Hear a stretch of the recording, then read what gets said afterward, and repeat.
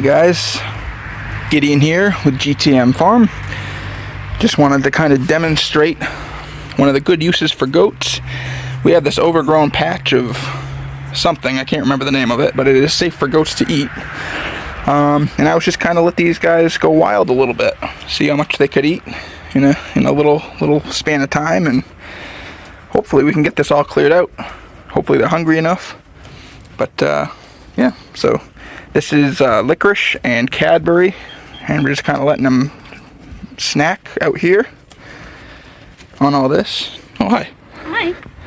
This is Creeping Myrtle. Creeping Myrtle, that's what it's called? Yeah, I looked it up. Generally, goats won't eat things if they're toxic, so the fact that they're still eating it means that it's fine. And guys, goats can even eat poison ivy. If you have overrun poison ivy, goats can eat that and not even worry about it. And Japanese knotweed, which is majorly invasive, is like candy to goats. And that's all the stuff in that bush. Ooh, hold on, let me focus. There we go. Yeah, that whole bush, all that stuff over there is all Japanese knotweed. And it spans pretty much the entire back of our property.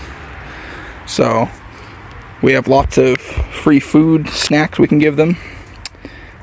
But yeah, I just kind of want to make this little video just to kind of show one of the many things you can do with goats. One of the ways they can give back to you as livestock and pets. They're pretty useful animals.